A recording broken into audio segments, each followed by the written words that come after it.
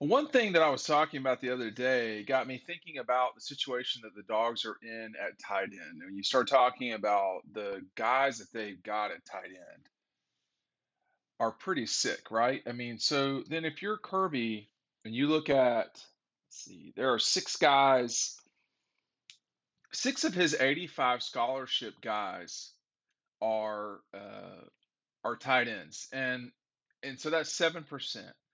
Most positions are not going to play special teams. So quarterbacks, um, a lot of offensive linemen don't play the special team spots that like are really worried about, so to speak. It's linebackers, tight ends, DBs. That's who special teams are. Because of the special nature of this group at tight end for the Dogs, it gives Georgia the ability to be even better on special teams than they've been in the past. And let me just remind you real quick that special teams matter a lot, not just a little bit, a lot. And these tight ends can change the game. You could do fake plays with them. If you remember the 2012 Alabama game with Artie Lynch on a fake punt, you can obviously use them as personal protectors. You can use them as big men who come through and block kicks. That's more Jalen Carter's thing. But think about all of the special teams plays that have mattered in games that have been important for Georgia. Obviously, I mean, I'm just going to go through them real quick. A lot of them are just straight up kicks.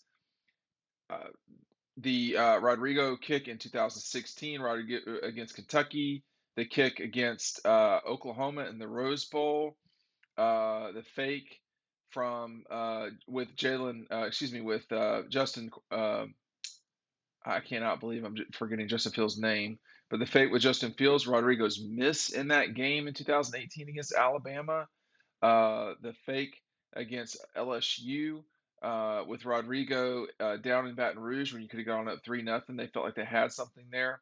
The block kick from Jalen Carter in 2000, against Kentucky in 2021. Jalen Carter blocking a kick against Alabama in 2020 national championship game. Zamir White block punt against Arkansas in 2020. I think it was Zamir that recovered the block punt in 2012, excuse me, against the Hogs.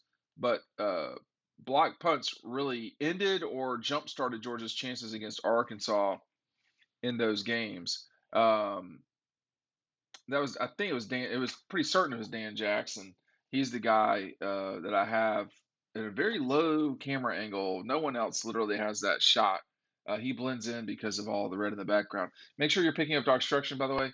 A lot of people have ordered it. I have books on hand right now, but I'm starting to run low again because so many people have ordered, taking advantage of the deal. You get DAWGSTRUCTION today.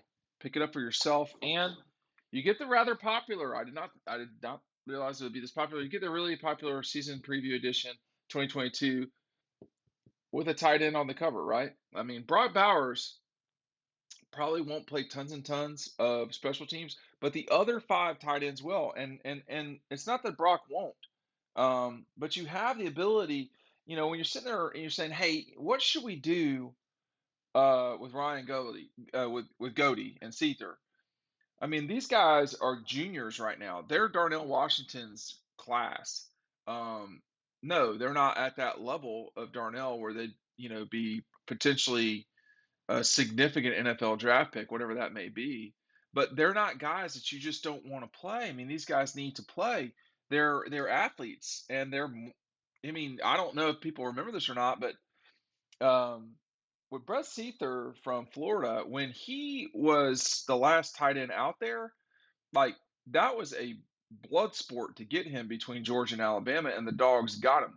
So that was a really big pickup for Georgia, and it was a sign of things to come because soon thereafter, Georgia added Darnell, Gilbert. Well, soon thereafter, they added Darnell, Brock Bowers, Gilbert, and Delp in that order. They've got Sperlin and Lawson Lucky on the way too. Now, I will go watch those guys play in the near future, but We don't. I don't know yet what we're getting into with Sperling and Lawson Lucky.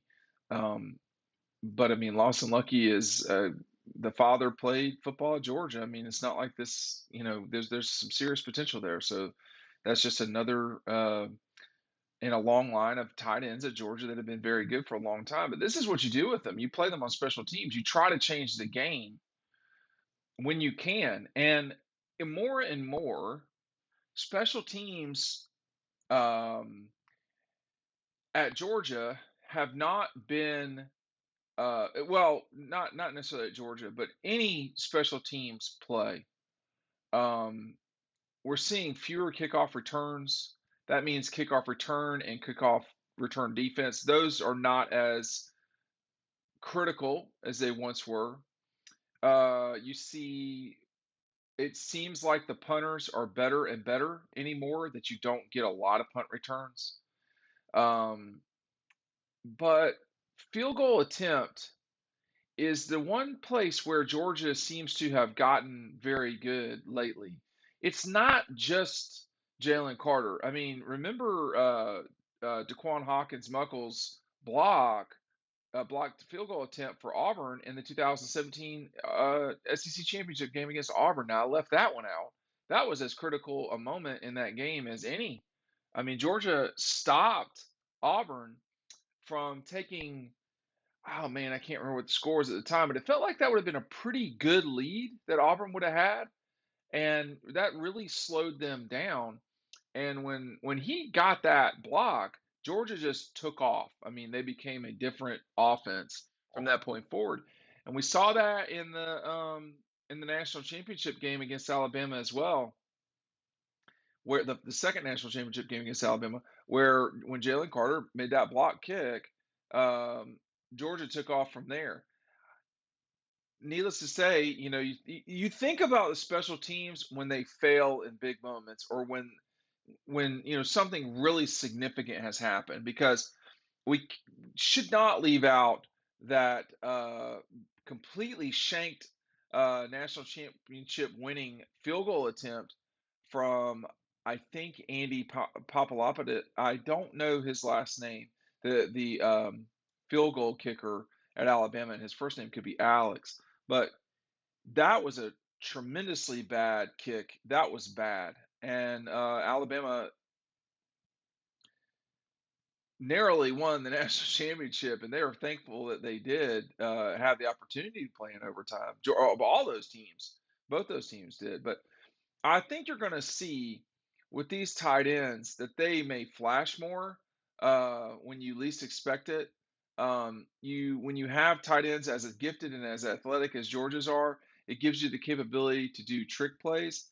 And Kirby doesn't mind a trick play every now and then. Now, when you're the better team, which happens for Georgia more often than not in a big way, you don't have to do trick plays.